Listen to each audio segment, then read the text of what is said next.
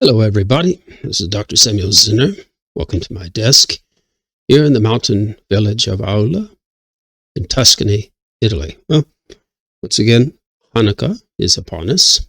I wanted to talk about some of the deeper meanings of Hanukkah.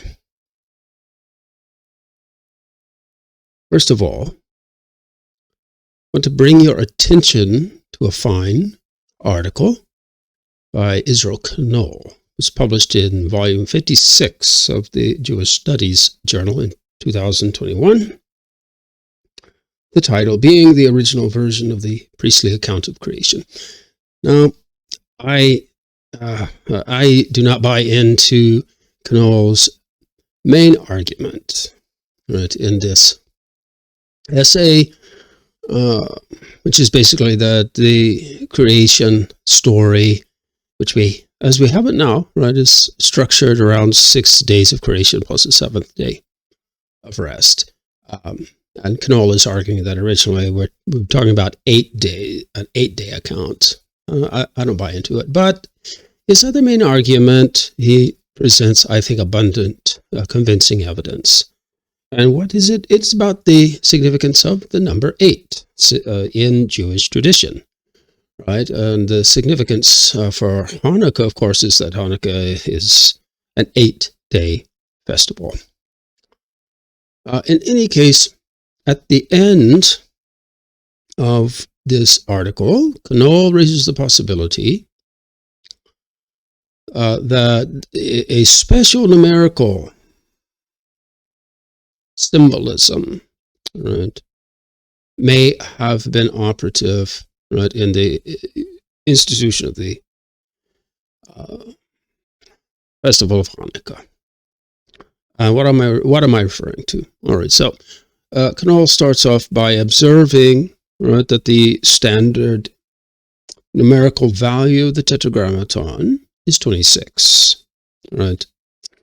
That is the 4-letter name of God, which traditional Jews do not pronounce. Rather, they will substitute reverentially with Adonai or Hashem.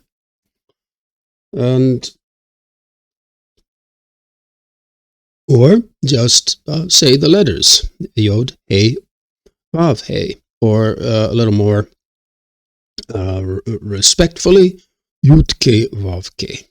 All right. In any case, Yod has a numerical value of 10 because it's the 10th letter in the Hebrew alphabet. He, Vav, He remain. He is letter 5. Vav is letter 6. And back to letter 5. He. That'll give you 10 plus 5 plus 6 plus 5, right? Which the sum being 26. Knoll points out that there is an alternate numerical value for the Tetragrammaton, according to a system of calculation where the 10, represented by Yod, or Yud, is then reduced down to its base, 1. So there you have 1 plus 5 plus 6 plus 5, which gives you 17. And then at a third stage, right, we have Mispar Katan, or the lesser calculation, which then, right, reduces to 17, right, which is 10 and 7, down to 1 and 7, the sum being 8, right? And so through that threefold process, you get to 8 being an alternative value of the Tetragrammaton. And so at the end of his article, as I said, Knoll raises the question, could this 8 as the alternative value of the Tetragrammaton have played a role in the institution of the festival of Hanukkah? He raises the question without answering it, just saying rightly, it needs further research. But in any case, I think we can correlate, at least, right, the festival of Hanukkah with the Tetragrammaton, right? And so, how would we do that? We'll get to that.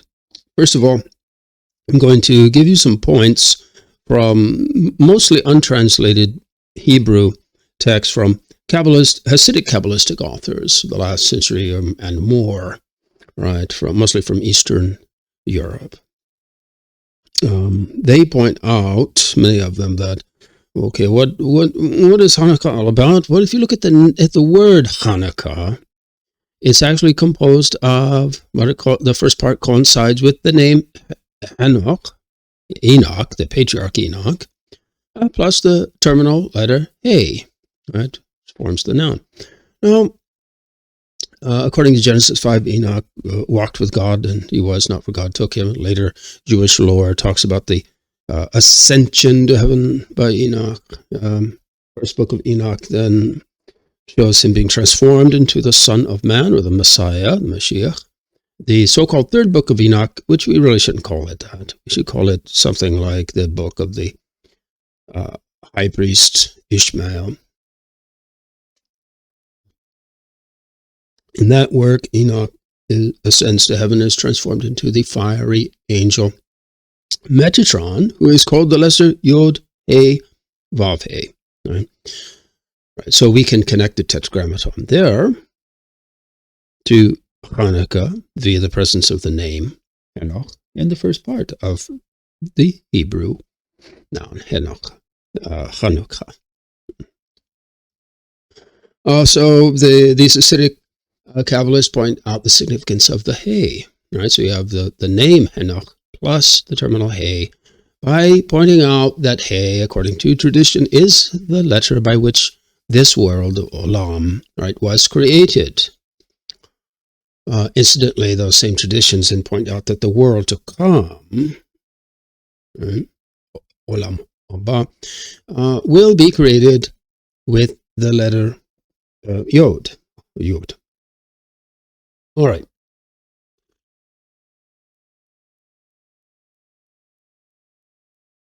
Now, let's go to Genesis 2:2. And on the seventh day, God finished his work which he had made.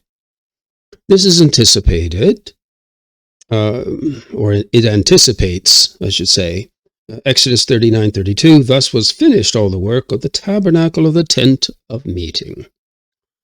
So the correlation between those two verses implies 2 points.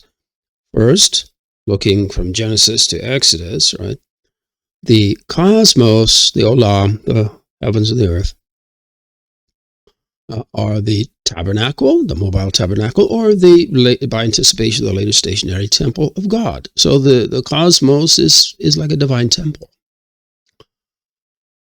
Conversely, the point is that the mobile tabernacle, which anticipates the later stationary temple, so the tabernacle and temple each has a cosmic dimension. All right? Now, Hanukkah, well, what does it mean? It literally means inauguration, dedication, initiation. Right? It's the re-inauguration, the rededication of the temple in Jerusalem, which had been defiled by the Seleucid Greeks. Now, when the temple was rededicated, we have the miracle of the 8 days and nights, right, of the Hanukkah lights. Right? So enough oil was at hand to last 1 day, right, to have the flame, the light of the temple menorah to last 1 day, but it miraculously lasted 8 days, 8 nights. So there at the temple, right, again, we correlate it with the creation of the heavens and the earth. At the beginning of the creation of the heavens and the earth, we had what? And God said, let there be light, Genesis 1:3. Right? And the re-inauguration of the temple, which has a cosmic dimension, right, is marked by the miracle of the fiery lights. Right? So you see the correspondence there. All right. Next, we should point out that these Hasidic masters also notice that in this verse, and God said, let there be light, and there was light, that the first instance of the Hebrew word light there, or, is the 25th word of the Torah. And so they say that hence at the 25th day of Kislev, which is the day that Hanukkah begins in the Jewish calendar. Should also point out which is something will become more relevant, as I will explain. The sources, Jewish mystical sources, also point out, like the Zohar Tikkun, point out that the 25 letters of the opening line of the Shema Yisrael, Adonai Eloheinu, Adonai Echad, that's, Hear, O Israel, the Lord our God, the Lord is one, right? Of which we have an echo in the 112th surah of the Quran, by the way. There are 25 letters in that Hebrew statement. Shema Yisrael, Yod He Vav He Eloheinu, Yod He Vav He Echad. Right? And the Zohar, the Tikkun Zohar, tells us 25 letters there allude again to the 25th of Kislev, the beginning of the festival of Hanukkah. Now it was the high priest Aaron, right, and his descendants who were to kindle the lights of the menorah in the mobile tabernacle and in the later stationary temple. And Exodus 27:20 and Leviticus 24:4 tell us that, well, God instructs Aaron to kindle the flame, kindle the light of the menorah tamid, that is, continuously. Literally, it may mean just daily. Right? However, the Rashban, that is Nachmanides in his commentary, understands tamid here in the sense of olam, right? In the sense of eternity, forever, right? So how will the descendants of the high priest light the menorah forever after the two temples are destroyed? Well, it will have to be through his descendants exhorting Jews to light the lights of the Hanukkah, that is the menorah that is used in the festival of Hanukkah. All right, so back to the Shema Yisrael, Adonai Eloheinu, Adonai Echad. Those 25 letters, which the Kabbalistic, Hasidic Kabbalistic masters relate to the 25th of Kislev, when Hanukkah begins. This refers to the Tetragrammaton twice, Yod He Vav He, twice. So there again, you can connect Hanukkah in that way, right, with the Tetragrammaton. So the 8-day festival of Hanukkah with the Tetragrammaton. Now, I should point out something beautiful that the Talmud, or actually a post-Talmudic tractate, right, that you will find in Talmud editions, points out. And that is this tradition that explains that the Shir HaShirim, or the Song of Songs, chapter 7, verse 7, how beautiful and pleasant are you, right, alludes to the mezuzah and the menorah. So how beautiful, that's the mezuzah, which it should be placed at the right of the doorway, right? And how pleasant, that is the menorah, which should be placed at the left of the doorway, right? Okay, so the mezuzah also inside has written, right, the Shema, right, the Shema Yisrael, right? So now, even though the Talmud doesn't proceed to do this, I think we can safely do this, and that is find further verses in the Song of Songs, the Shir HaShirim, and give us a that similarly could be correlated with the mezuzah and the menorah. So, like chapter 6, verse 10, who is she that looketh forth as the dawn, beautiful as the moon, clear as the sun? So the beautiful as the moon, right, would be the mezuzah, and the clear as the sun, right, would quite naturally be the menorah. But there's another, also a famous verse that we could invoke here and correlate with this. That's chapter 2, verse 6.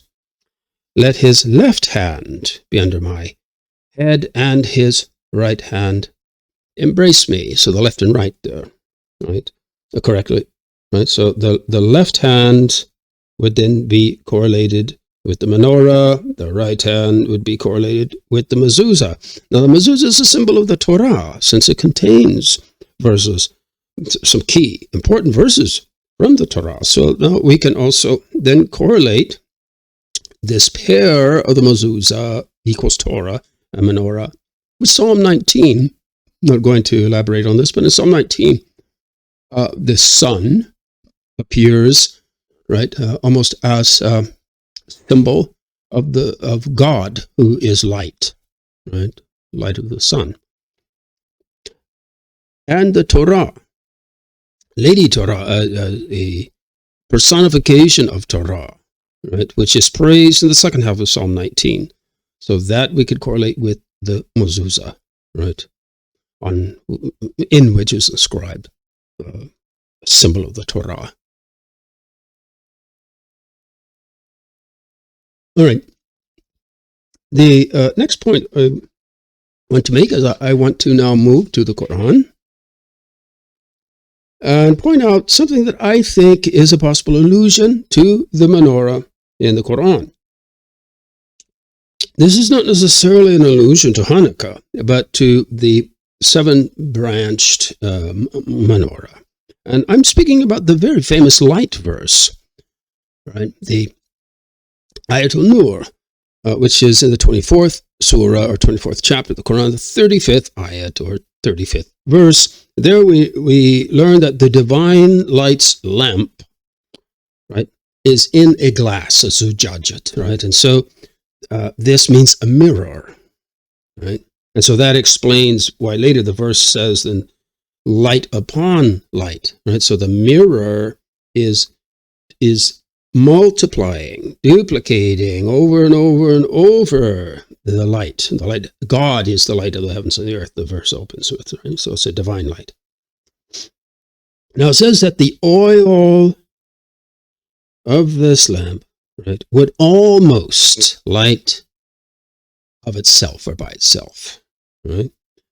Now, how can we understand this? I think that this is an allusion to Numbers 8:2 in the Torah, the book of Numbers, chapter 8, verse 2, which says, when you mount or set up the lamps, right, the 7 lamps shall give light in front of the candlestick.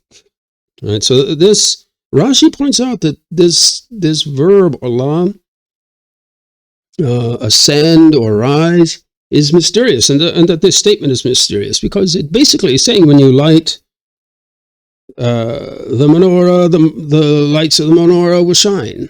Of course. So why the redundancy almost?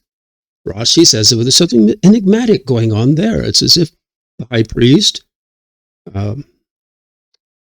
initiates the lighting of the menorah, but somehow it's almost as if it lights itself. The flames light themselves in some way. So this is basically what we're reading in the light verse. The light upon light in the light verse, right? We could then correlate with the multiple branches, right, of the menorah, each of which has its own flame, its own light. Now, the light verse also says that the oil of this parabolic lamp, right, comes from a blessed olive tree. Okay. Now, if you go to the 28th surah, ayah 30, we find a story there which is a parallel of the story we find in the Torah, Exodus chapter 3, where God speaks through a burning bush to Moses. Only that in the Quran, this burning bush becomes a burning tree. And Quran 28:30 says that tree is situated on a blessed ground, right? So we have a lexical link, a blessed ground, with the light verse, which speaks of the blessed olive tree, right, from which the oil comes, right, for this lamp. All right, now finally, if we go to Quran chapter 20, or Surah 20, verse 15, here God is speaking, and it's the end of his speech to Moses again, at the burning bush or the burning tree. And God says, I almost hide the hour. Right? So there, the almost or the nearly, right, gives us another lexical link, right, back to the light verse. All right, well, for all of those of you who celebrate Hanukkah, I wish you a happy Hanukkah. Chronologically, the last two Jewish festivals are rabbinic festivals. That is, they're not instituted in the Torah. They're instituted by the religious authorities, the rabbis, the temple authorities, as Purim and Hanukkah. Hanukkah is the very last of the Jewish festivals, right? The last in the sense of chronologically, historically instituted. Now, it seems significant, right? So we're talking Hanukkah, right, is after the Maccabean War, right? So in the 160s before the Common Era.